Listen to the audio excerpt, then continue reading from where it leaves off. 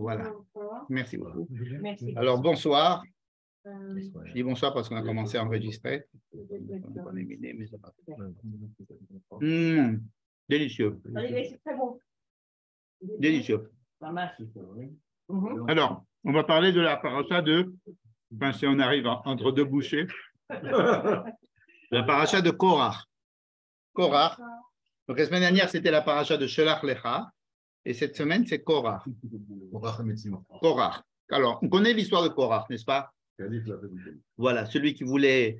Alors, il y a Korach, il y a Datan, Aviran, Ve'on, Ben Pelet, des gens de Réhouven. Ils prennent, ils veulent, comme tu dis, ils veulent être calife à la place du calife. Moshe leur dit ils sont Lévi, qu'est-ce qu'ils ont besoin de devenir Cohen. En fait, mais ils ne sont pas tous Lévi. Il y a aussi des Datan Aviran, ils ne sont pas Lévi. Les 250 non plus, peut-être ne sont pas Lévi non plus. 250 personnes. Comme la blague de Yann qui demande à son rabbin, je vais être Cohen. Exactement. Bon. Ensuite, alors il y a des groupes qui se forment. Il y a plusieurs feux. Il y a plusieurs feux à éteindre. Il y a le feu de Datan de Aviran, qui eux refusent Moïse les invite à venir chez lui au Mishkan, et ils refusent, il va chez eux, et on ne sait pas très bien ce qu'ils demandent. En fait, ils refusent. Ils voudraient retourner en Égypte, ils refusent. En fait, ils sont contre Moïse. Ils sont contre Moïse et Aaron, ils sont surtout contre Moïse. En tous les cas, non, Datan et Aviran, ce sont des gens. Quand j'étais petit à l'école, on les appelait les rapporteurs. Les rapporteurs. Je pense pourquoi on les appelait les rapporteurs, parce on dit qu'il y a un midrash qui dit que c'était eux qui avaient les deux juifs qui se battaient en Égypte et que Moïse voulait séparer. Alors ils sont allés rapporter à Pharaon comme quoi Moïse était un, donc il avait tué l'Égyptien la veille. Donc c'était des rapporteurs. Quoi. Enfin, bref. Voilà, je fais un petit hommage à ce que j'ai étudié. Alors, on dit non, le texte ne dit pas que c'est Datan et Aviram qui étaient les deux Nashim Ivrim Nitzim. Le Midrash le dit. Parce que bon, ils sont deux toujours là à être. À chaque fois qu'il y a un problème, on dit que c'est eux. Dans tous les cas, là, ils explosent et là, on parle d'eux. Et Moïse dit je vais vous prouver que ce n'est pas moi qui invente tout ce que je dis. Et donc, Canirait que leur problème à eux, c'était de la véracité du poids de Moïse comme dirigeant, ou en tous les cas, de ce que dit Moïse, est-ce que c'est vrai ou est-ce que c'est pas vrai, est-ce que lui, il l'invente ou pas. Il dit qu'il y ait une création nouvelle, la terre s'ouvre, eux, ils sont envolés, la terre se referme. Ça, c'est un feu qu'il fallait éteindre, si j'ose dire. En fait, c'est un moquette, une source de problème. Deuxième source de problème, c'est les 250. Les 250 qui voudraient être peut-être des Cohen aussi, mais ce sont des 250 personnes importantes. Et alors Moïse leur propose un test de prendre comment ça s'appelle, des marteaux, comment on appelle ça, des cuillères, des encensoirs, voilà, des encensoirs, mettre de l'encens dedans, des ktorettes. Mais en fin de compte, il y a un feu qui sort, et ils se mettent tous autour du Mishkan. Et il y a un feu qui sort et qui les brûle tous. Et on ne sait jamais si Korach il est mort avec Datan et Aviram dans le truc, ou bien s'il est mort avec eux dans le feu. Il y a une marloquette dans la Gemara. Et il y a ensuite le peuple d'Israël qui lui-même n'est pas content. C'est-à-dire qu'il y avait donc Datan et Aviram, Ve'on Pelet, avec Korach, il y avait 250 avec Korach. Et le peuple d'Israël n'est toujours pas content. Et ils viennent, ils disent, bon, mais qu'est-ce que c'est que cette histoire? Pourquoi est-ce que vous nous avez tué tout le monde? C'est à cause de vous qu'il y a des gens qui sont morts, parce que c'était des gens quand même importants. Ils accusent encore Moïse et Aaron, malgré tout cela. Et il y a une épidémie ou quelque chose qui sort de chez Dieu et qui va encore faire des morts dans le peuple, comme si tout le peuple allait maintenant être entièrement tués par cette épidémie. Et c'est Moïse et Aaron qui, par leur prière et le fait qu'ils prennent un encensoir, ils vont aller essayer de faire la séparation entre les morts et les vivants. Ils vont arrêter il faut arrêter le massacre, enfin, pas le massacre, mais l'épidémie. Et après cela, encore une fois, les enfants d'Israël viennent et réclament à Moïse, encore une fois, en disant, vous avez, c'est vous qui avez tué tout le monde. Ils sont tous partis sur le Ohel Moed, dans l'assemblée. Dieu apparaît sur le Mishkan. Point. C'est très, très, très bizarre. Cette histoire, elle a été commentée de tous les côtés. On a essayé de comprendre ce qui s'y passe. Est-ce qu'il y a une seule histoire, plusieurs histoires, une seule histoire qui a des ramifications, plusieurs histoires qui s'entremêlent? Il y a beaucoup de possibilités. Sur quoi exactement porte le problème?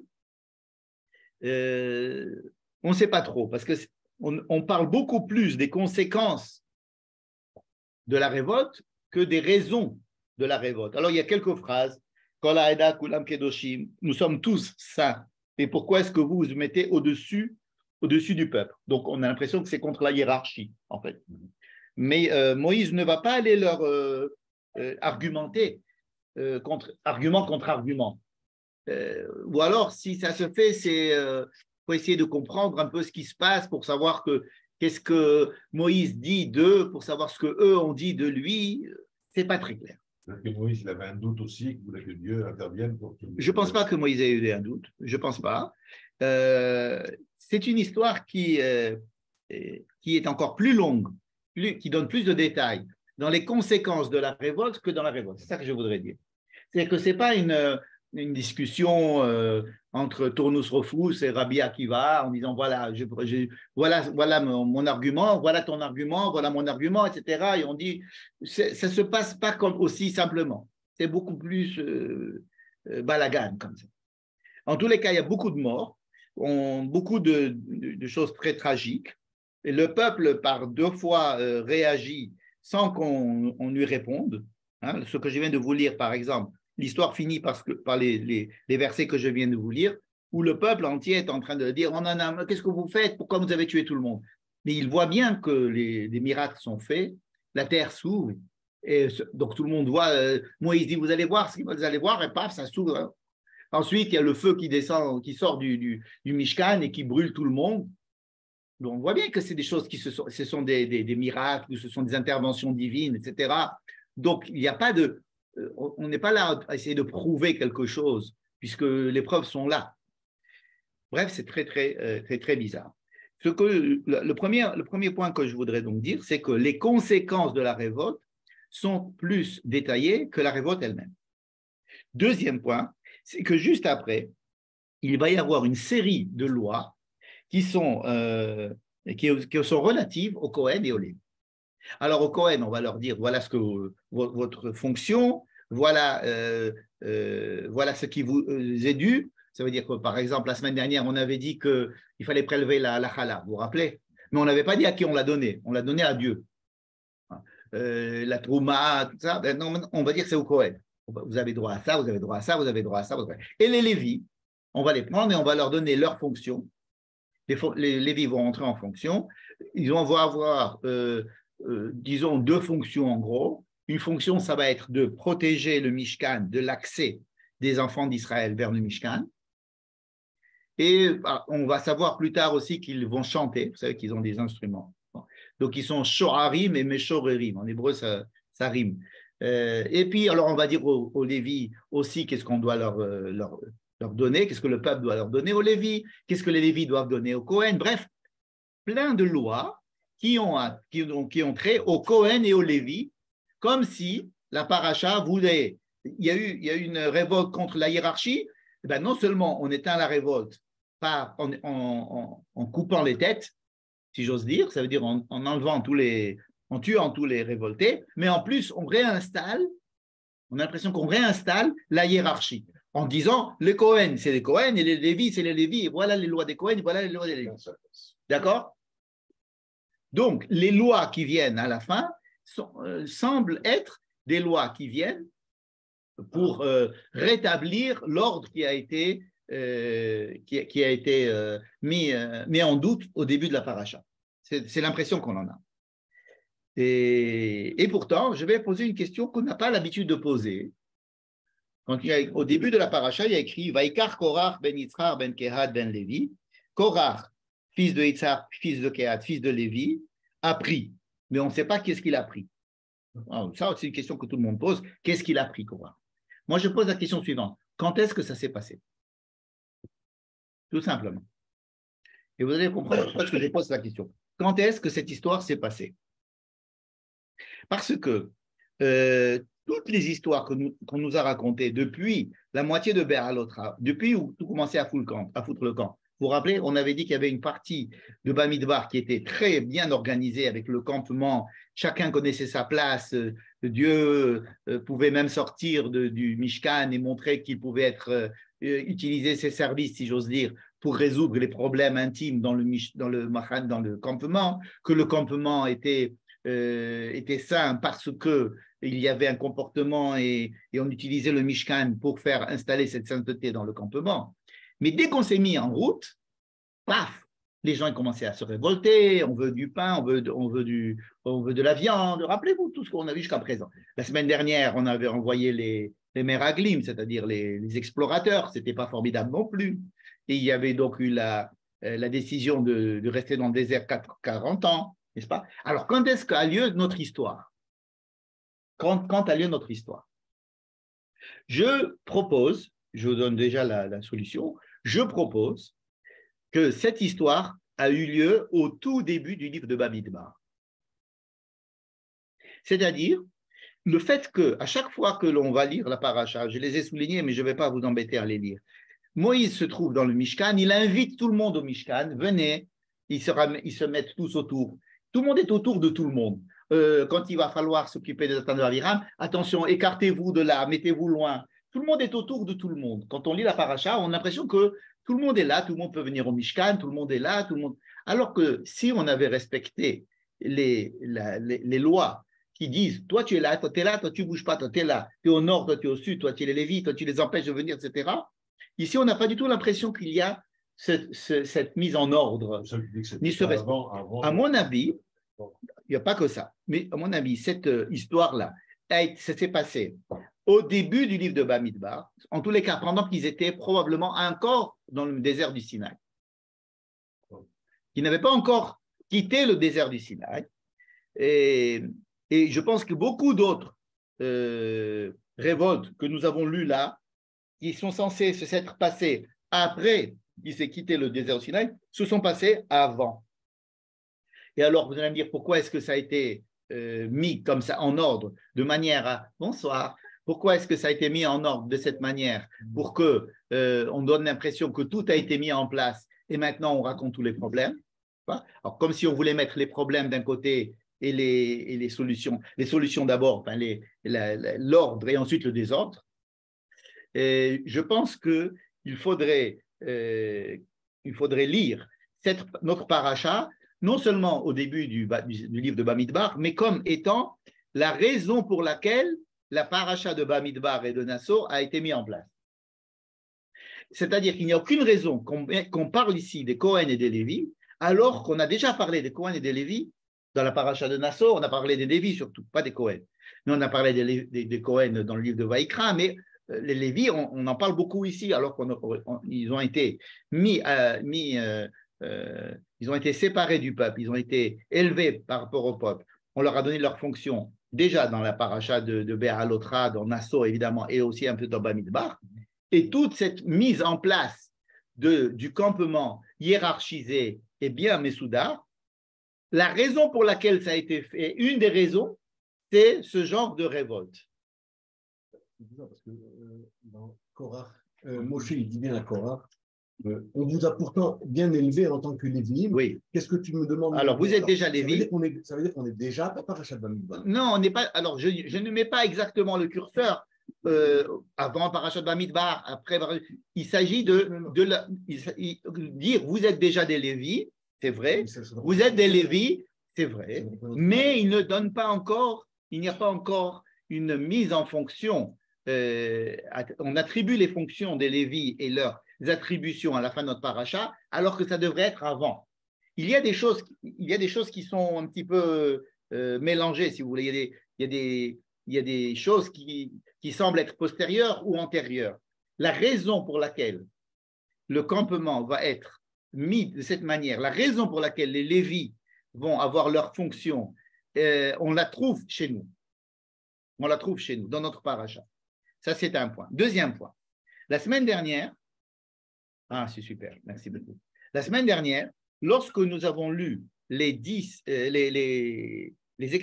des explorateurs, Dieu dit Vatenasu oti ze'eser pe'amim, vainasu oti ze'eser pe'amim, velo shameru bekoli. Vous avez eu à 10 reprises, vous vous êtes révoltés contre moi et vous êtes révoltés contre moi à 10 reprises.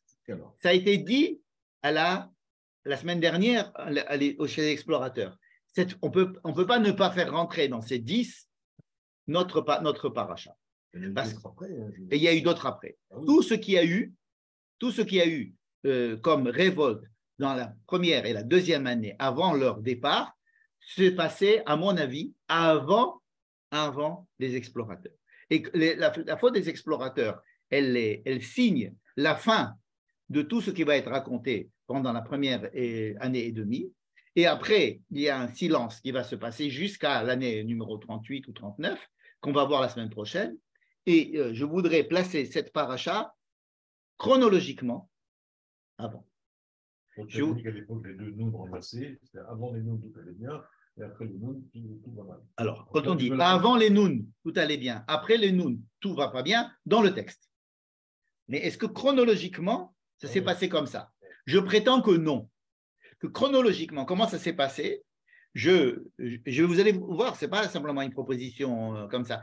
Rabbi Abraham ibn Ezra aussi pense comme ça, n'est-ce pas? Mais pour des raisons différentes. Pourquoi est-ce que je pense ça comme ça? Parce que notre paracha justifie beaucoup de lois et beaucoup de choses qui ont été édictées déjà dans la paracha de Bamidbar et de Nasso et de Baalotra, sans qu'on sache pourquoi. C'est-à-dire que Dieu a dit c'est comme ça, vous devez vous mettre là, vous mettre là. Et là, on comprend l'intérêt de la chose. Alors, quel est l'intérêt de la chose? C'est justement d'écarter que chaque personne ne se rapproche et qu'il y ait une hiérarchie à la fois sur le plan de la hiérarchie picoudite, c'est-à-dire des ordres, une hiérarchie de commandement, mais aussi une hiérarchie au niveau de la disposition physique du campement vis-à-vis du Mishkan. Dans notre paracha, Korach demande à être, les Lévis veulent être Cohen, d'autres voudraient être Cohen aussi, les 250 voudraient aussi être Cohen, et cette volonté d'être Cohen, il va falloir essayer de la comprendre, et elle va justifier le fait qu'à la fin de la paracha, on va nous dire les Cohen, c'est les Cohen, les Lévis, c'est les Lévis, et les Israël, c'est Israël, et les Lévis doivent empêcher Israël d'approcher les Cohen, le Mishkan. Dans notre paracha, tout le monde est autour du Mishkan et Moïse les appelle à chaque fois. Venez, Petach Oel Moed, Datan Vaviram, Lona'ale, on ne veut pas venir jusqu'au Mishkan, on ne veut pas venir chez toi. Mais comment est-ce que tu peux demander à Datan Vaviram de venir au Mishkan, puisque de toute façon ils habitent avec Dan et ils n'ont pas accès au Mishkan, Bichlal. Donc c'est des situations où un petit peu de bilboul dans la localisation des personnages. Tout pratiquement se passe à la Petach Oel Moed. Les 250 qui ne sont pas Cohen, qui ne sont probablement pas Lévi, sont appelés Petach Oel Moed. Comment est-ce qu'ils peuvent arriver Petach Oel Moed? Ils n'ont pas le droit d'arriver là. Or, ça se passe là-bas. Tout se passe Petach Oel Moed. De là-bas, le peuple entier est à Petach Oel Moed. De là-bas, il sort la Magefa et Hechel Anagef. Depuis le Oel Moed, on commence à avoir cette épidémie ou cette Magefa qui va. Alors qu'ils ne sont pas censés être là. À chaque fois, on décrit les gens autour du Ohel Moed. Moïse les appelle d'être autour du Ohel Moed comme s'il n'y avait pas encore de séparation claire entre les trois machanot, Shechina, Lévia et Israël. Oui. Même s'il y avait une séparation, je veux dire, si Moshe les appelle, ils viennent. Je veux dire, mais Moshe doit respecter l'ordre de Dieu d'avoir 3 campements. Bon, c'est pas pour le camp. Tout le monde est à côté du Ohel Moed, du Mishkan, parce qu'il est au centre. Donc, le Shevet Reuven, Dafka, c'est un des plus proches. Reuven, il est à côté de Kehat, oui. Et justement, le fait qu'il est à côté de Kehat, tu crois que vraiment, on les aurait mis à côté après cette histoire-là? Oui. Non, au contraire, moi j'aurais dit, c'est ce que d'ailleurs on a tendance à, les Mefarchim souvent disent, c'est que. Non, non, c'est parce qu'ils étaient à côté qu'ils ont commencé à fomenter leur révolte. C'est-à-dire oui, mais c'est pas évident justement de comprendre la causalité. Je ne pense pas que Dieu ait eu idée de fabriquer le Mishkan, le campement, à cause de notre paracha. Je pense que c'était quelque chose de prévu depuis qu'ils sont descendus avec le tombeau de Yaakov d'Égypte en Israël. Tout ça, c'est une manière d'organiser le campement qui est déjà prévu depuis longtemps.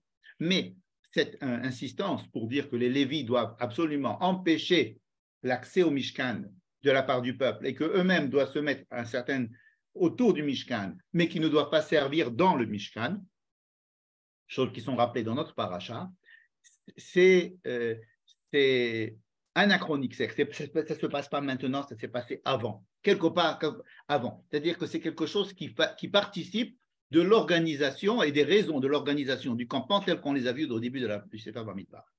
Mais alors, une fois qu'on a dit ça, ça pose une question plus importante. Pourquoi ça a été mis ici? C'est ça l'autre question. C'est de ça que je voudrais essayer de parler ce soir, c'est de savoir qu'est-ce que cette paracha vient faire ici. Il n'y a absolument pas écrit quand est-ce que ça s'est passé. De la même manière que beaucoup d'autres histoires, on ne dit pas quand est-ce que ça s'est passé. Très peu de dates sont écrites. On sait quand est-ce qu'ils ont quitté le 21 Iyar, le 20 Iyar, des choses comme ça, mais on n'a pas de date. Et on sait que, par exemple, la semaine prochaine, on va passer aux dernières années à la mort de Myriam, etc., sans qu'on nous le dise, sans nous dire, voilà, maintenant 38 ans sont passés, les gens sont morts, Myriam, voilà, maintenant elle va mourir. On n'a pas d'informations de date sur quand est-ce que, à quel moment on passe de la 2e année à la 38e année. Il n'y a pas écrit. On sait que Myriam est morte juste avant. Dans la paracha de la semaine prochaine, on sait qu'elle est morte dans la 38e année. On sait que Aaron il va mourir dans la 39e année, juste après. Et qu'on va relater les 2 dernières années, ou l'année et demie à la dernière des 40 ans. On sait qu'ils ont quitté le campement, le désert du Sinaï, mais on sait aussi qu'ils vont rester 40 ans dans le désert. Et les choses qui se passent, on ne sait pas qu'est-ce qui se passe quand on lit la Torah, on a l'impression que la paracha de Korach se passe chronologiquement après la paracha de Meragélim, parce qu'elle est écrite après.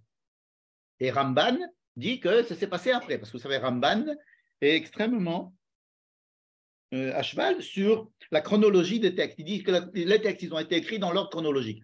Très, très rarement, il accepte de dire que les choses ne sont pas chronologiques. Mais d'après Ramban, c'est chronologique. Le Rabbi Avraham ibn Ezra ou Rashi n'ont aucun problème avec ça. Mais la raison pour laquelle cette paracha est ici, c'est ça qui devrait nous intéresser. Qu'est-ce que vient nous dire cette paracha? Alors, une des choses que vient nous dire cette paracha, c'est que les Lévis veulent devenir Kohen, par exemple. Alors, le Zohar, par exemple, il dit que Korach a voulu faire rendre la gauche à droite et à droite à gauche. Peu importe les symbolisations, c'est-à-dire les Kohen, il voulait les rendre Lévi. Les Lévi, pardon, il voulait les rendre Kohen. Qu'est-ce que ça veut dire qu'il veut rendre un Lévi Kohen? Qu'est-ce que c'est qu'un Lévi et qu'est-ce que c'est qu'un Kohen? C'est ça qu'il faudrait comprendre. On sait que les Kohen sont d'abord Lévi, ensuite ils ont été Kohen. Mais il y a la tribu de Lévi qui est la fonction des Lévi et la fonction des Kohen. La fonction des Kohen, le Kohen représente, on va parler dans un certain niveau, le Kohen représente le chesed. Chesed. Hein, la bonté, la générosité, hein, le chesed. Le monde a été créé par générosité. Abraham, il a fondé le chesed. Le chesed, c'est-à-dire la volonté de donner. Dans le chesed, il y a quelque chose d'égalitaire, il y a quelque chose de bon, de gentil, de généreux. C'est les grands idéaux de chesed. Le monde, c'est le chesed. Alors Israël aussi voudrait être chesed. Tout voudrait être chesed. Chesed, c'est la plus grande des vertus du chesed, d'être donné. les Lévis, eux, ils sont du côté de la Gvoura.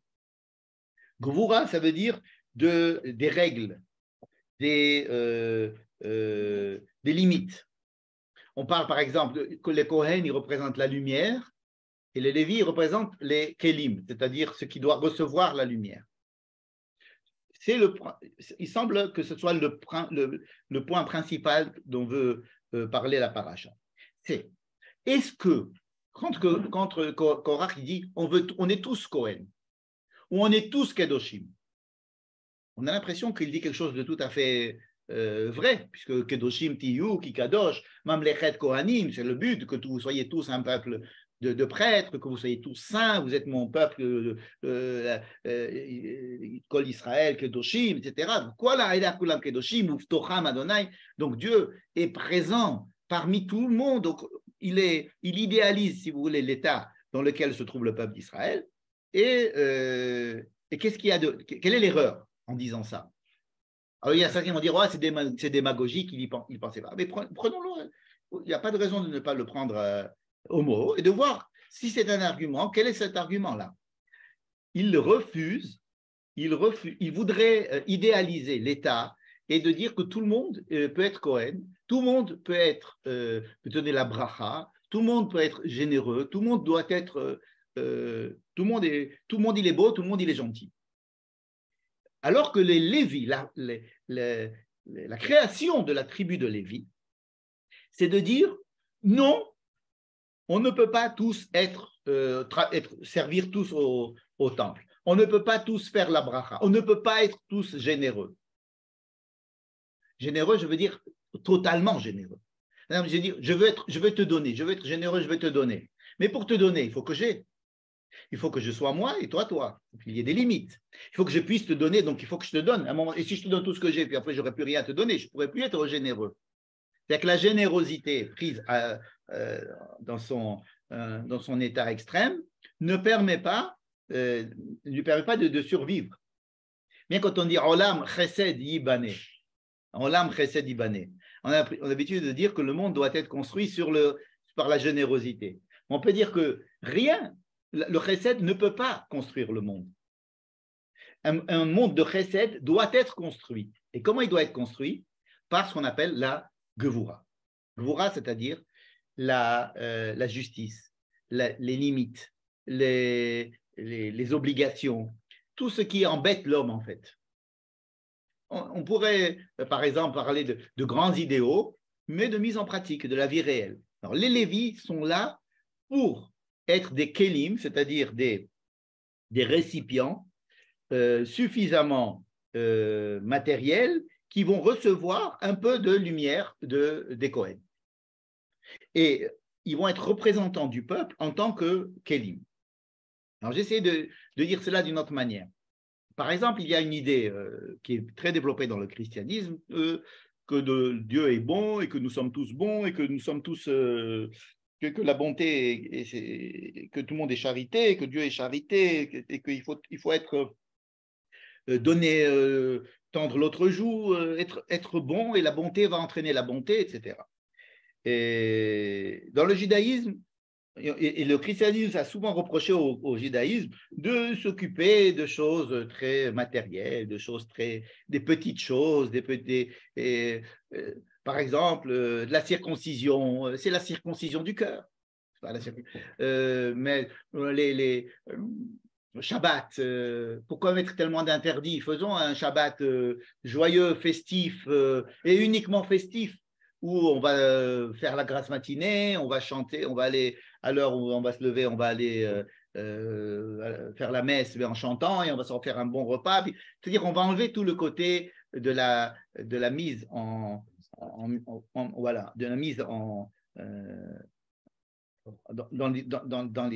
les moindres petits recoins de la halacha. La halacha, ça va être les Lévis. Les Lévis, si vous voulez, ce sont des gens qui sont là pour enseigner la halacha, par exemple. Des flics, exactement, c'est les flics. Alors, une fonction des Lévis, c'est par exemple d'empêcher les gens de rentrer au Mishkan. Mais c'est très symbolique, ça veut dire Tu veux venir avoir une activité spirituelle, tu veux rencontrer Dieu, etc. Doucement, est-ce que tu es pur, tu n'es pas pur, tu es Cohen, tu n'es pas truc. Bref, ils vont nous décourager, ils vont nous montrer qu'on ne peut pas rentrer. Ils vont faire les flics, ils vont nous empêcher de rentrer. Mais le but n'est-il pas que tout le monde puisse être Cohen? Le but n'est-il pas que tout le monde puisse communier avec Dieu? Et si Dieu est là déjà, alors faisons une communion? Non.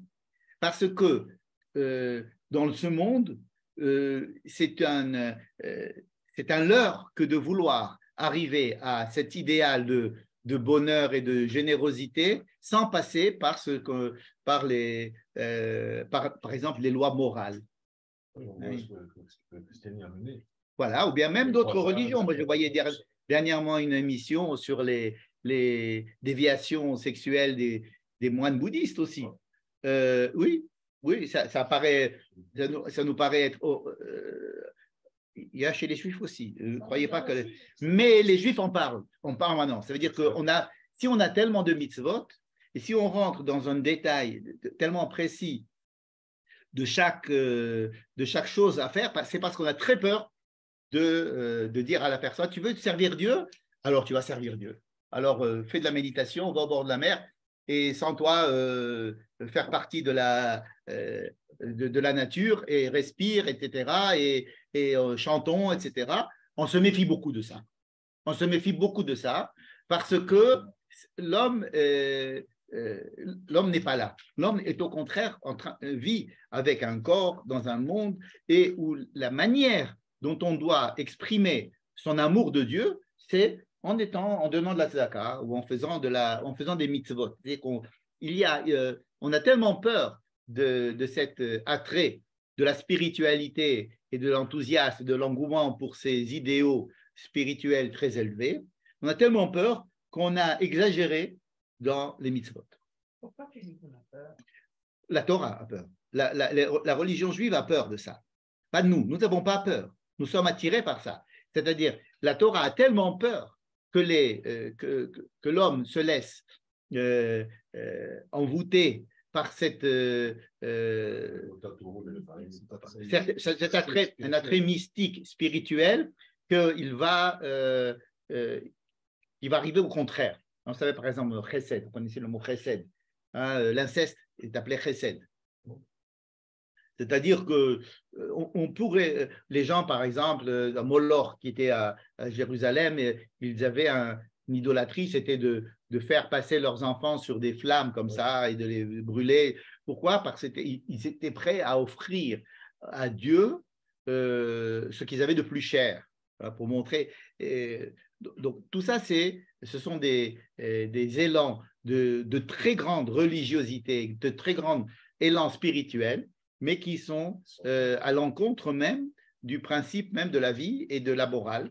Et alors, quand on dit par exemple, j'aime Dieu, je veux servir Dieu, qu'est-ce que Dieu pour toi? Si Dieu, c'est des forces, c'est des énormes forces. Par exemple, les Moloch disaient que Dieu est très, très, très puissant. Donc, je vais voir Dieu comme des puissants, celui qui peut faire des tremblements de terre, celui qui peut faire des grandes catastrophes. Et donc, je vais être empreint moi-même de grande violence pour pouvoir le servir. Je vais faire des trucs très violents.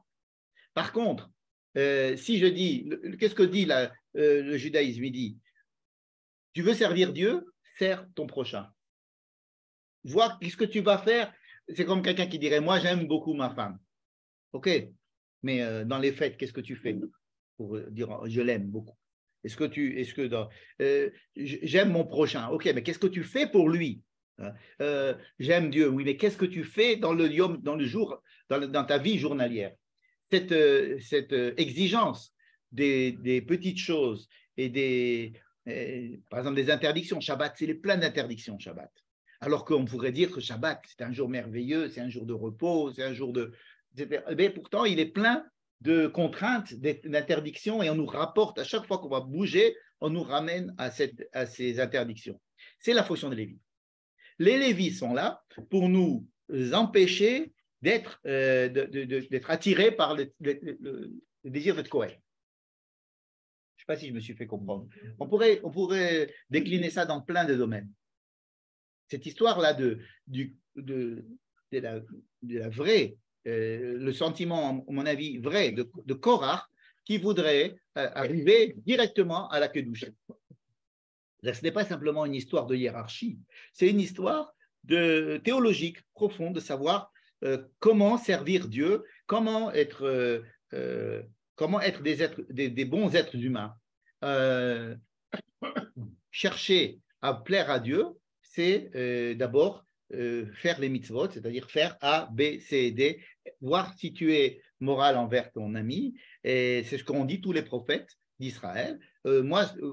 Servir Dieu, c'est pas venir au temple apporter vos sacrifices, ce n'est pas ça le service de Dieu. Moi, c'est de savoir si vous allez faire attention à la veuve et à l'orphelin, si vous allez respecter les lois qui sont coercitives, qui sont les lois des Lévites.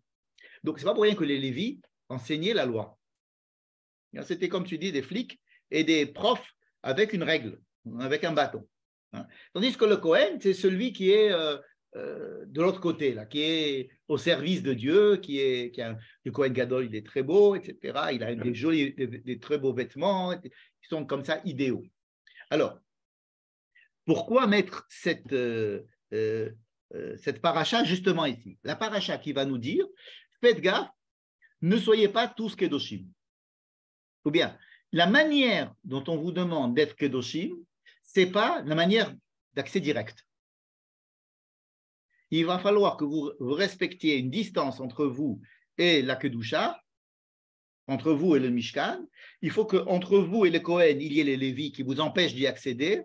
Et cette structure-là, où vous allez être mise à distance vis-à-vis des Kohen, va vous permettre de vivre une kedusha appropriée. Mais pas la kedusha à laquelle vous pensez accéder directement. D'accord? Qu'est-ce que ça vient faire ici? Alors, nous qui avons étudié la paracha de Shlach Lecha, c'est assez, je vous rappelle, c'était des gens, on avait dit comme ça en tous les cas j'avais proposé, que la génération du Midbar était une génération d'hommes qui avaient eu accès directement au miracle, ils étaient en prise avec l'histoire extraordinaire d'Israël, la sortie d'Égypte, le don de la Torah, la traversée de la mer. C'était des gens qui vivaient dans une intense vie de Kedusha, et pour retomber, aller rentrer dans une terre où il faut arrêter d'étudier la Torah, j'avais dit, ou bien, disons, quitter ce monde spirituel et rentrer labourer, faire la guerre, avoir à négocier sa présence sur la terre, avoir à acheter une maison, ne pas avoir avoir un terrain avec des limites, avec mon voisin, les rapports entre les voisins, les rapports. Qu'est-ce que je fais si on me vole de l'argent, si on me prête de l'argent et je dois le rembourser? Toutes ces lois qui sont... c'était des choses de chol, comme ça, on avait dit ça, c'est de chol, et ils n'acceptaient pas de se dire, si on rentre en Israël, on ne va pas pouvoir étudier la Torah en termes d'aujourd'hui. C'est-à-dire, si on va en Israël, on va arrêter d'être religieux. On va être obligé de s'occuper des choses profanes. Voilà. Et donc, ils n'étaient pas à la hauteur. Mais maintenant, une fois que ce problème a été posé la semaine dernière, est-ce que notre paracha ne prolonge pas encore une fois ce même problème-là, qui est de savoir est-ce qu'on a accès, est-ce qu'on n'a pas accès à la Kedusha directement, ou il faut, pour avoir accès à la Kedusha, avoir une distance et nous obliger de nous confronter à une vie profane, en tous les cas dans la vie profane, et être confronté à la vie réelle et de mesurer mon mérite par rapport à mon comportement vis-à-vis de mon prochain ou vis-à-vis de mon entourage ou vis-à-vis de la société, mais pas vis-à-vis de Dieu directement. N'est-ce pas le prolongement même de l'idée de la semaine dernière? N'est-ce pas? Oui, c'est-à-dire de la même manière que la semaine dernière, on avait posé ce gros problème-là, ici, il est posé de manière différente, comme si on ne parlait plus de la sainteté de la terre. La terre n'est pas sainte. On ne trouve pas que la terre soit suffisamment sainte pour y aller. On préfère rester en dehors de la terre d'Israël parce qu'on a l'impression de vivre de façon plus sainte en dehors d'Israël, et ils ont mis en doute le fait que la terre d'Israël était sainte, dans le sens où, à travers le travail et la vie profane en Israël, on trouve sa sainteté. C'est ça, qu'est-ce que c'est que la sainteté de la terre d'Israël? La sainteté de la terre d'Israël, elle se dévoile en travaillant, en habitant cette terre-là de façon profane, et à travers le fait qu'elle soit profane et que je travaille de manière profane sur cette terre, je dévoile à travers ce travail-là sa sainteté, sa véritable sainteté. Et non, je ne quitte pas la sainteté en rentrant en Israël, je vais au contraire la dévoiler dans le monde profane. C'est ce qu'on avait dit la semaine dernière. Ici, c'était, si vous voulez, sur le plan, est-ce qu'on rentre en Israël ou on ne rentre pas en Israël? Là, c'est qu'est-ce que veut dire la Torah? Est-ce que la Torah, c'est un idéal? Pour rester dans cet idéal, il faut rester collé à la Torah, ou alors, est-ce qu'il faut rentrer dans la Torah Sheba'al Peh? Rentrer dans les méandres de la traduction de la Torah écrite, de la loi orale, vers la mise en place dans la vie quotidienne, n'est-ce pas? Les Lévis seront ceux qui auront la charge justement de développer la Torah orale, dans le sens où ils vont nous dire qu'est-ce qui est interdit, qu'est-ce qui est permis, comment est-ce que je dois accéder à cette soi-disant sainteté à travers le comportement humain, un comportement envers moi-même, envers mon entourage, etc. Et ça, si vous voulez, c'est le même problème, me semble-t-il, mais sur le deuxième plan. C'est-à-dire, on s'attaquait à Eretz Israël, on va s'attaquer à Moïse, qui représente la Torah. Vous voyez, c'est, à mon avis, le même sujet. C'est le même sujet. Avec des réponses adéquates à chacune. La semaine dernière, on avait vu des réponses adéquates au problème de Shalach Lecha. Ici, il y aura des réponses adéquates à notre sujet, en disant oui, il faut des Cohen, il faut des Lévis et il faut des Israël. Sinon, on ne peut pas construire ce monde. Ce monde ne peut pas être construit sur des idéaux et uniquement sur des idéaux. Donc, quand Moïse, qu'est-ce qu'il répond à Korah? Il ne répond pas, il met sa terre sa face à terre, et il tombe par terre. Il Paul Alpanav. Pourquoi parce que c'est on dit que par exemple ce qu'il dit Korah, c'est assez démagogique. C'est trop facile de s'en sortir avec une histoire de démagogie ou de populisme. On a considéré ce qu'il disait un petit peu plus sérieusement que simplement du populisme ou bien de la démagogie. On dit non, effectivement, il y a ici une volonté de beaucoup de religions, et même peut-être dans la religion juive, certaines personnes qui voudraient arriver directement à une vie idéale, une vie spirituelle, une vie sans passer par la case départ, sans passer par les embêtements et donc la séparer les gens, c'est un embêtement.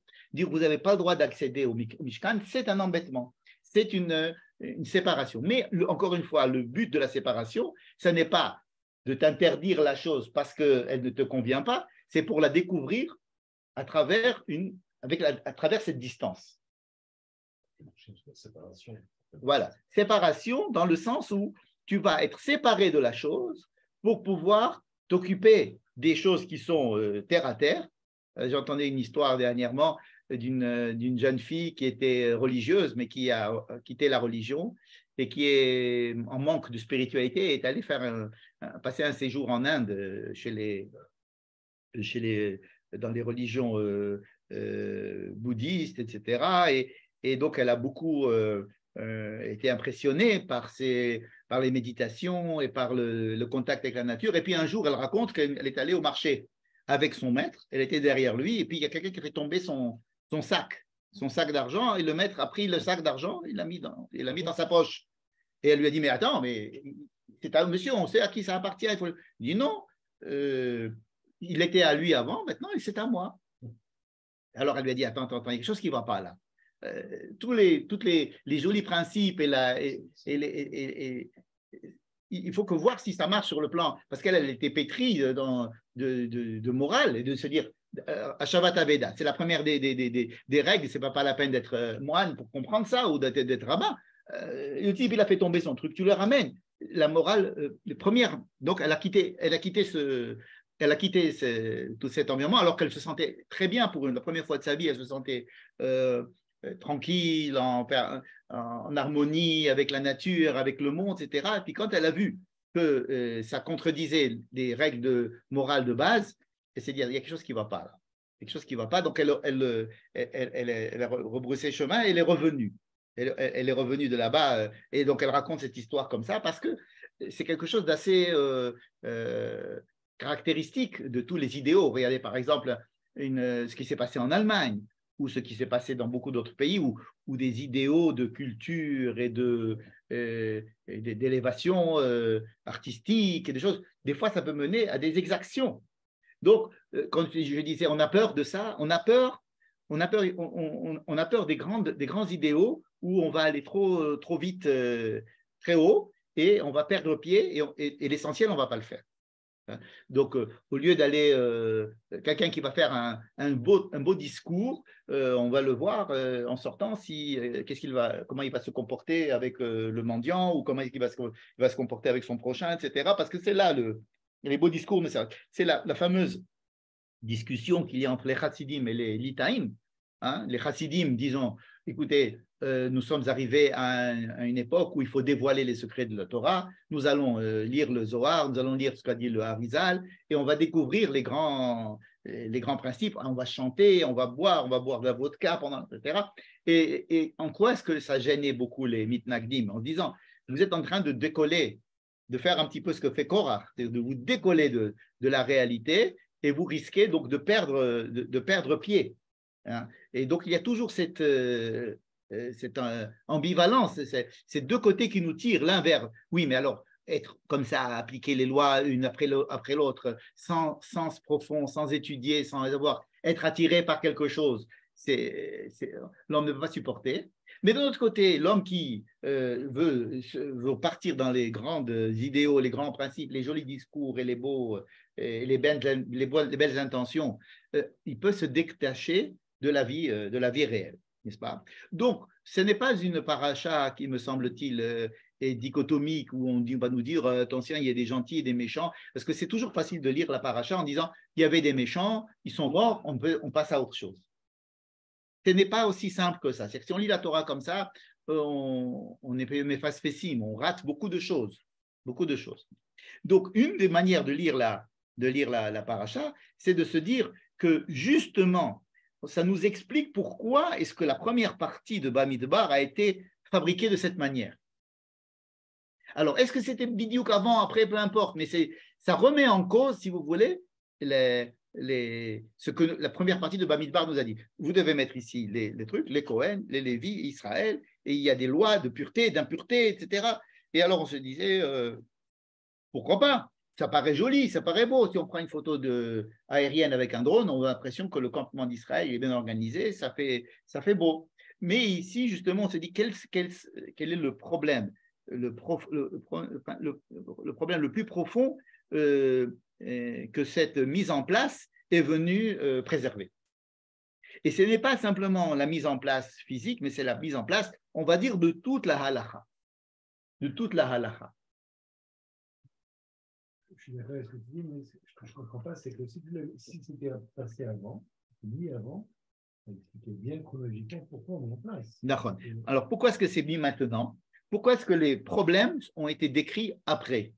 Hein? Et puis, tous les mitlonénim, etc., on a l'impression que les problèmes se succèdent. Et je pense vraiment qu'ils ne se sont pas passés chronologiquement que des problèmes comme ça. Je pense qu'il faut penser que tout a été mis que ça s'est passé en même temps. Que ça s'est passé, surtout ça, s'est passé en même temps. Il est très possible aussi que l'envoi des Meraglim, peut-être c'est pas passé quand ils étaient complètement en chemin, mais peut-être, c'est-à-dire que c'est pas une idée qui est obligatoirement qui doit naître quand on est en chemin. Ça peut être aussi quand on est dans le Har Sinaï. Pourquoi donc essayer de séparer les deux?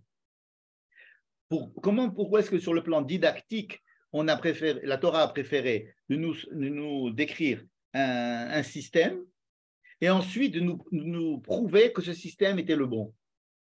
C'est-à-dire en le déconstruisant et en montrant que si on le déconstruit, voilà ce qui se passe. Ou alors en disant que depuis le début, ça a été construit comme ça à cause de ça. n'est-ce pas?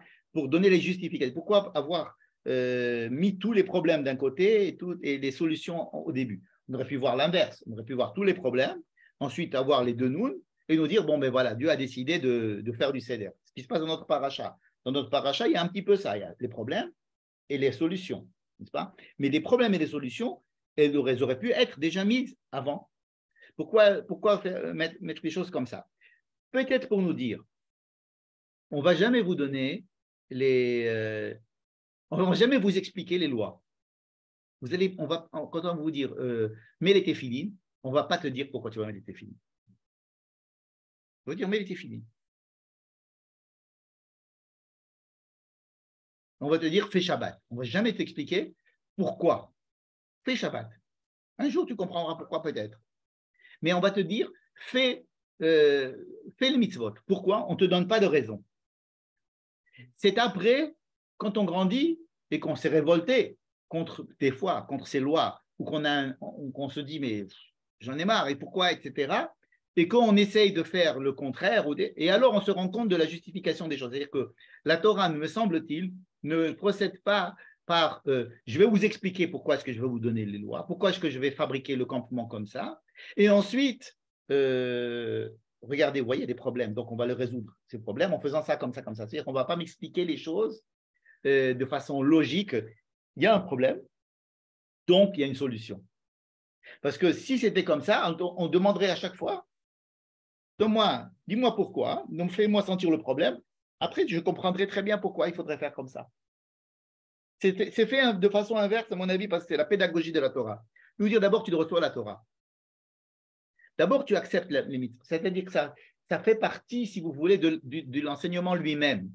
De se dire, je veux être dans la Kedusha, et de là-bas, je veux comprendre ce que tu vas me dire. On dit, non, tu n'as pas le droit d'y accéder. Reste dans ton camp.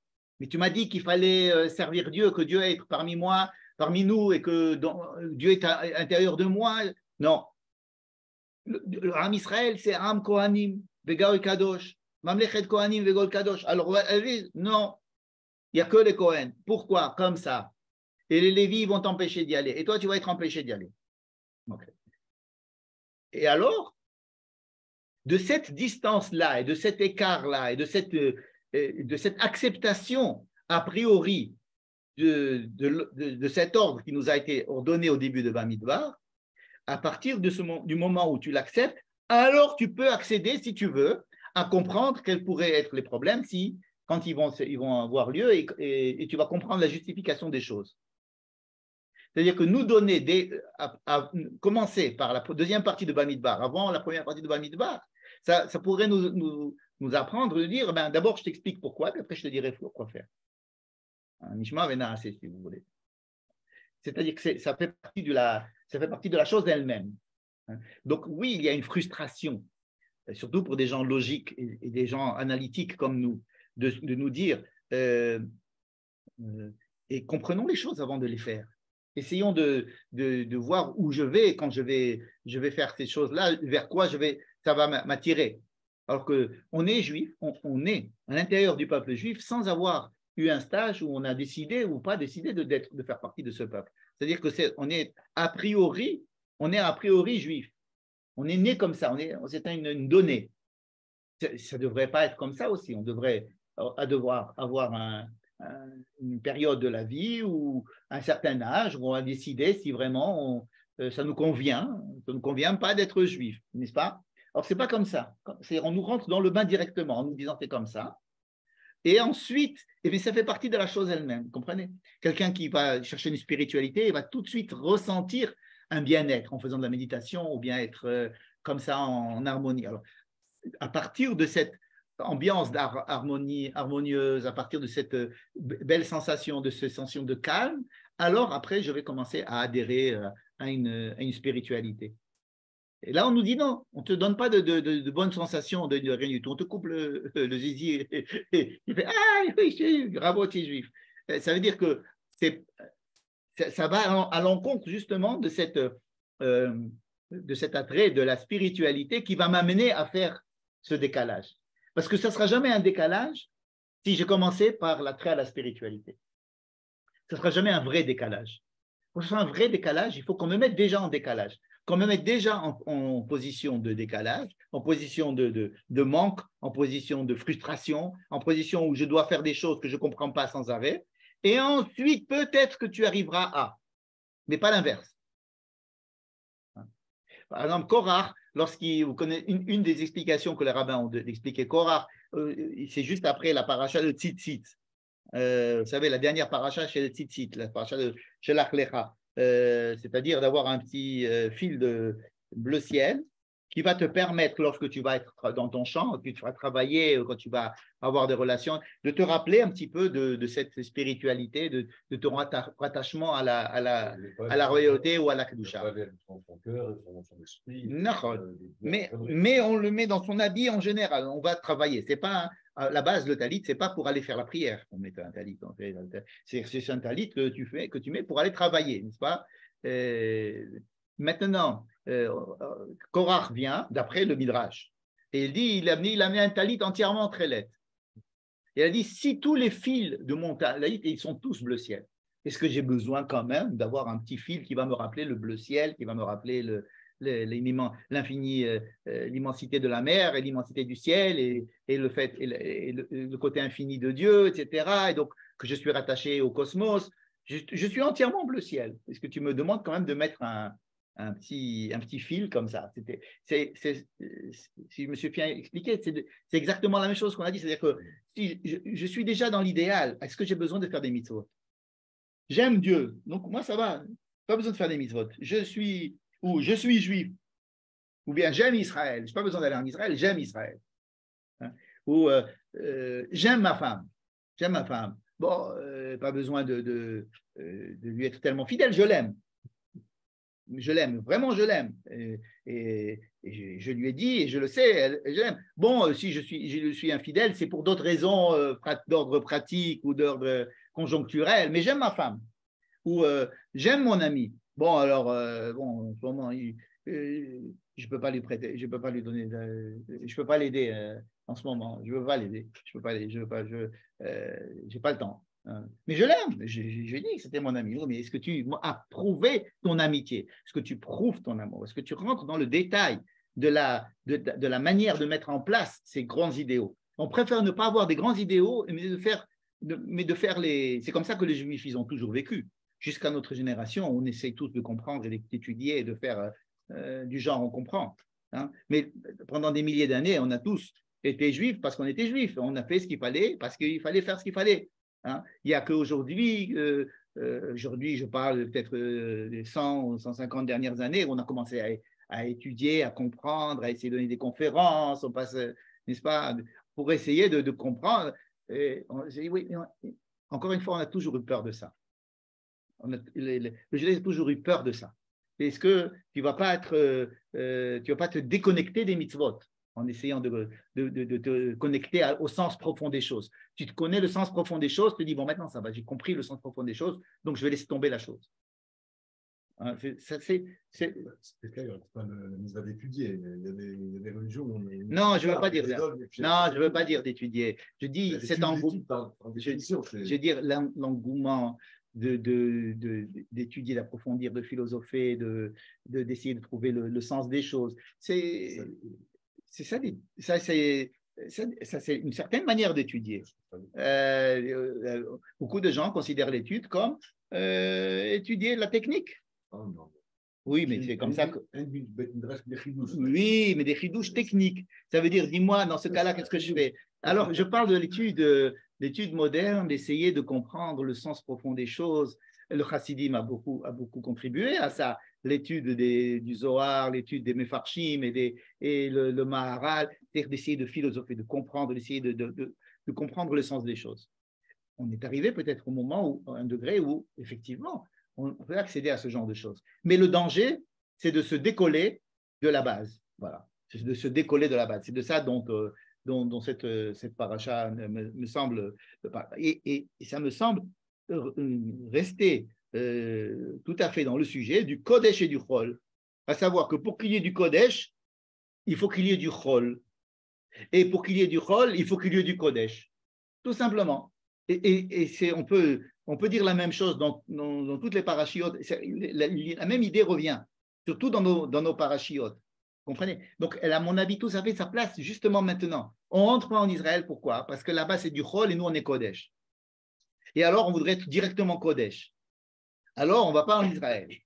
Okay? Et lui, il dit, moi, je veux être directement Kodesh, sans passer par le Chol, c'est-à-dire les petits, la séparation, de m'embêter avec les petites lois de séparation, de pureté, d'impureté, d'interdit et de permis. Allons directement au fond du sujet. On est tous Kedoshim, on est tous Kohen, on est tous machin, on y va. Vous voyez? Et il me semble que c'est exactement le même problème, le même sujet, et qu'il a tout à fait sa place juste après Paracha de Shlach Lecha. Et ta question était juste de savoir pourquoi alors ne pas l'avoir mis au début.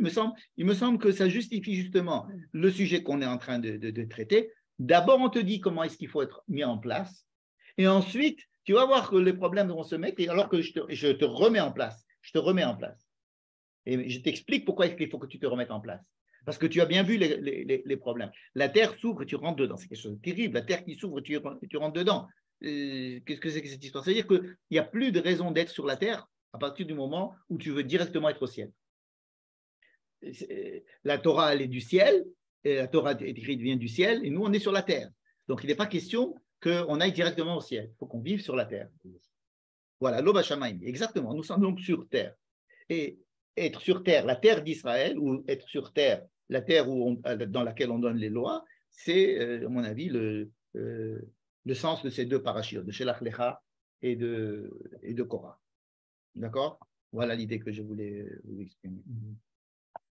Vous avez des questions? Écoute, le christianisme a hérité de Korah. Ce n'est pas moi qui l'ai dit, mais le Rav Kook l'a dit. Le Rav Kook l'a dit. Le Rav Kook décrit une des déviations de nos amis chrétiens, c'est d'avoir eu la tentation de Korah. Mais il ne faut pas penser que Korah, c'est un rachat. On dit que Korah, c'est Tzadik Katamar Ifrah. Vous connaissez cette phrase? Tzadik Katamar Ifrah. Les trois dernières lettres, Tzadik, Kouf, Katamar, Resh, Ifrah, Het, ça fait Korah. C'est-à-dire que Korah, c'est-à-dire qu'à la fin, en fait, Korah, il a raison au fond. Mais on n'y est pas. On n'y est pas encore au fond. C'est notre problème, c'est que le tamar, on n'entend rien. Hein? Il n'y a pas de fleurs de tamar. Oui, c'est vrai. Non, on peut. Non, en fait, là-dessus, on voit qu'il faut un équilibre parce que quand on regarde l'excès inverse, tu es complètement dans il faut un équilibre. La loi et que tu n'es pas du tout dans la profondeur. On a les mêmes excès avec les mêmes conséquences, même sur la morale. Je suis tout à fait d'accord. Et c'est pour ça que je pense qu'aujourd'hui, il est arrivé le temps de s'intéresser effectivement aux choses et de continuer le mouvement chassidique et d'étudier la Kabbalah. Et le Rav Kook qui nous invite aussi à étudier ça et d'étudier le Rabbi Nachman de Braslav, d'étudier le Harizal, etc. Mais il faut quand même regarder un petit peu, étudier quand même la loi et respecter la loi. Respecter la loi, c'est important. Par exemple, on dit que Korach, il a pensé, il s'est dit qu'un de ses descendants, ça va être Shmuel Hanavi. Vous connaissez Shmuel Hanavi? C'est un des grands prophètes, Samuel, qui a permis d'accéder à la loi, à la royauté, excusez-moi. C'est lui qui a nommé Shaul et qui a nommé Navi, n'est-ce pas? Et Shmuel est un descendant direct de Korach. Et alors on dit comment, il a dit, si mon descendant, il peut associer Moïse et Aaron ensemble, parce que vous savez, dans samedi, on lit le Mizmor Tehilim, Moshe ve Aaron bechohanav ou Shmuel bekorei shemo, korem el Adonai vehu yahanem, n'est-ce pas? Donc, Moshe ve Aaron bechohanav ou Shmuel bekorei shemo. On met en équivalence Shmuel avec Moshe ve Aaron. Je dis, bah alors, on peut penser que Moshe et Aaron, c'est le din et le rachamim aussi. C'est les deux tenants des deux extrémités dont on a parlé tout à l'heure. C'est la loi qui vient d'en haut et celui qui peut la mettre en pratique en bas, celui qui s'occupe des grands principes, celui qui met en pratique au niveau du peuple. Il y a le Netzach et le Hod, c'est-à-dire que ce sont les deux émanations du Chesed et du Din. Chesed et le Din. Et en tout, vous avez le Netzach et le Hod. Donc Moshe et Aaron, il continue, si vous voulez, cette histoire de Kohanim et de Léviim. On dit que Aaron par rapport à Moshe, Lévi, c'est le Lévi. Pourquoi est-ce que les Cohen, ils sont d'abord Lévi avant d'être Cohen? Moshe, au début, était Cohen et son frère était Lévi. Ensuite, ça s'est inversé. Moshe est redevenu Lévi et son frère est devenu Cohen, n'est-ce pas? Donc, il se dit, moi, j'ai les deux trucs en même temps. Avec un seul, je peux faire les deux. Donc, j'ai Shmuel qui a réussi à faire cet équilibre qui était en un seul homme. Cet équilibre. Vous avez besoin de deux, de Aaron et Moshe. Moi, je peux. Et c'est joli parce que ça veut dire que j'arrive à faire cet équilibre. Et on va faire de cet équilibre, on va faire une seule personne. Hein? Ça a l'air d'être un argument fort. Moi, mon descendant, c'est Shmuel qui est équivalent à Moshe. On peut dire que c'est une descendance, mais on dit oui, mais tu es en train d'annuler Moïse et Aaron en faisant ça. Shmuel, il n'a jamais annulé à Moshe et Aaron. Il a essayé de développer les idées de Moïse et de Aaron, mais il n'a jamais annulé Moïse et Aaron en tant que donneur de Torah pour Moshe, irremplaçable, et ensuite la fonction de Moshe et de Aaron, c'est important qu'elle reste. En fait, c'est très embêtant de faire l'union entre deux midotes qui sont opposées. On dit voilà, il y a la gauche et la droite, venez, on va se mettre ensemble, on annule tout. C'est aussi un des dangers de cette histoire-là, de prendre la droite et la gauche et de dire allez, on va faire un seul truc. Non, respectons la gauche, respectons la droite, disons que la droite, c'est le but, c'est le chesed. La gauche, c'est celle qui va me donner les moyens de mettre le chesed en pratique. Et alors, dans ce cas-là, on les garde et on les maintient les deux. Et celui qui pense qu'il suffit de les mélanger pour que ça résolve le problème, ça ne marche pas. Ça ne marche pas. La matière et l'antimatière. Ouais, voilà. Eh bien, on prend les Palestiniens et les Israéliens, on va les mélanger, ça va faire la paix. C'est comme ça, utopique. Allez, on va prendre. Alors, ça marche sur un plateau de télévision parce que ça fait de l'audience d'amener un type de droite, un type de gauche et de faire. Et puis à la fin, les Français, ils aiment bien qu'à la fin, ils se mettent d'accord. Au moins, on peut être d'accord sur certaines choses. Ça fait toujours plaisir d'avoir d'accord. Mais je ne pense pas que le judaïsme ait trop envie de faire de prendre les deux et d'en faire une salade. C'est de prendre chacun, de respecter chacun et à travers le respect de ces deux pôles, créer une autre mida. Un appelatif Eretz, c'est-à-dire commencer à jongler avec ces deux pôles, mais ne pas les mélanger. Ne pas les mélanger. Bon, on pourrait dire, encore une fois, je vais finir par une idée. On a dit que les Lévis, ils étaient à la fois Shorarim et Meshorerim. Ce que j'ai dit tout à l'heure, ils empêchaient les gens d'entrer de s'approcher trop du Mishkan, donc ça, on a bien compris. Mais pourquoi est-ce qu'ils chantaient? Pourquoi on dit qu'ils chantaient? Parce que qu'est-ce que c'est que l'art? L'art, c'est l'expression d'une flamme très élevée que nous avons à l'intérieur de nous, mais qui permet de la faire sortir, si vous voulez. C'est-à-dire que ce côté des Lévis qu'on croyait très austère, très midatadin, midatakevura, flic, comme tu as dit tout à l'heure, c'est pas que ça. C'est ce qui permet au chef de se mettre en place, ce qui permet aux choses d'advenir. Par exemple, Dieu me bénit de la richesse. Ok, alors dans quoi? Il faut que j'aille la richesse. Je vais dire, Dieu, envoie-moi de la richesse. Ok, va bosser, je t'enverrai de la richesse, mais va bosser. Je vais t'envoyer de la richesse à travers ton travail, si tu veux, toi, commencer à bosser. Et bosser, c'est les vies. Et que Dieu m'envoie de la richesse, c'est Cohen, si vous voulez. Ça veut dire que la flamme, la spiritualité, toute l'essence même de la culture, qui ne peut se traduire qu'à travers des instruments, à travers, par exemple, l'art, c'est une manière de traduire cette lumière. Matérialiser l'esprit. La faire sortir. C'est que l'esprit ne reste pas esprit. Que ça reste, c'est traduit aussi en chanson. Dans la chanson, ou dans le fait de jouer un instrument. Alors, il n'y avait pas trop de peinture et de sculpture, vous savez qu'ils n'aiment pas trop ça, mais on pourrait imaginer l'art et la mise en œuvre de l'art, eux aussi, la Gvura, comme le Binyan Haolam. Donc, comment est-ce qu'on construit le monde? On le construit avec des Misgeret, avec les Lévis. C'est Lévi qui construisent le monde. C'est Israël qui doit construire le monde.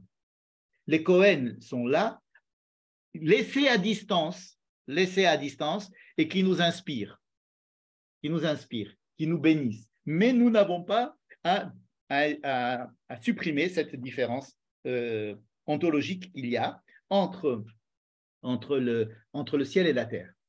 Et si ça a été fait comme ça, c'est pour que cette distance reste. Elle reste tout le temps, n'est-ce pas, qu'elle perdure. Et comprendre notre présence sur terre vis-à-vis du ciel, c'est un problème que toutes les religions n'ont pas compris de la même manière. En tous les cas, on a l'impression que le judaïsme est quelque chose de très terre à terre. On voit des gens, des juifs qui s'occupent d'argent, qui s'occupent de la parnacha, de smatos, et de discuter à la synagogue d'une bonne affaire à faire, etc. On a l'impression, pourquoi est-ce que vous êtes des gens qui devaient être spirituels? Pourquoi est-ce que vous vous occupez des choses tellement bassement matérielles? On a cette spécialité et cette renommée d'être attaché mais c'est comme ça qu'on nous a fabriqués, parce qu'on a eu peur qu'on soit aspiré par le spirituel qui n'a plus de sens quand il est complètement aspiré. Voilà. Je pense que on a redit la même chose 10 fois, ce n'est pas la peine de continuer sans arrêt à le dire. Voilà. Merci. Bonne soirée. Merci beaucoup. Merci beaucoup. Michel, je fais une question. Bonsoir, oui, Michel. Oui, avec plaisir. Attends, il y a une question. 2 secondes. On va respecter. Je vais essayer d'écouter. Vas-y. Alors, je peux comprendre la revendication des aînés. Il n'y a pas de souci. Finalement, ils perdent leur droit de servir au temple. Mais Korach, lui, au final, il était proche, il était très proche. Il était Lévi, il voulait être Cohen. Oui, mais il était. Le problème de le Lévi, il veut abandonner son rôle de Lévi pour être Cohen. Mais il n'a aucun intérêt parce qu'il est proche de l'arche. C'est lui il est descendant de Kehat. Il est vraiment le plus proche possible. Il n'a aucun. Tout à fait. Ce n'est pas une question. Je n'ai pas lu l'histoire comme une question d'intérêt ou de raison bassement matérielle, mais comme idéologie. Il veut supprimer la fonction de Lévi. Et il veut que tout le monde soit Cohen. Ok. Tu comprends? Korach, il veut supprimer la fonction de Lévi. Pour lui, tout le monde, on n'a pas besoin de séparer les gens de la Keuna. Tout le monde doit être Cohen. Il perd sa primauté dans ce cas-là. Ben, il veut en avoir une plus grande, donc ça va. Oui. Il ne va pas perdre au change. Il ne va pas perdre au change puisqu'il va être Cohen. Donc, il ne va pas perdre au change. Mais il veut supprimer la fonction de Lévi. Et j'ai essayé d'expliquer pourquoi il est contre la fonction de Lévi. C'est un Lévi qui ne veut plus être Lévi. D'abord. Et ensuite, il veut être Cohen. Tu comprends? Mais en faisant ça, il veut arriver directement au but sans passer par les intermédiaires. Il veut donc supprimer la vraie Kedusha. La Kedusha qui demande la séparation entre le peuple et les Cohen. C'est ça, donc au final, pour résumer, il a raison, mais pas au bon moment. C'est ça l'histoire. Tu peux dire ça aussi, qu'il aura peut-être raison dans le monde futur, mais on n'est pas dans le monde futur, on est loin de là. Puisque oui, Shmuel qui a réalisé toutes les... Tu as dit Katamari Frère, ça veut dire qu'il a peut-être raison au niveau intellectuel, sur le plan spirituel, dans le monde futur, dans un monde futur idéalisé vers lequel on tend, mais qu'on n'a pas encore atteint et qu'il ne faut surtout pas dire qu'on est déjà dedans parce que dans ce cas-là, on quitte ce monde-ci. Alors, dans ce monde-ci, il faut respecter le fait qu'on est dans ce monde-ci. Alors oui, on dit que plus tard, oui, alors peut-être que son idée, c'est pour essayer d'élever le débat qu'on dit que Tzadik Atam Arifra, pour dire que ne le prenez pas pour un populiste qui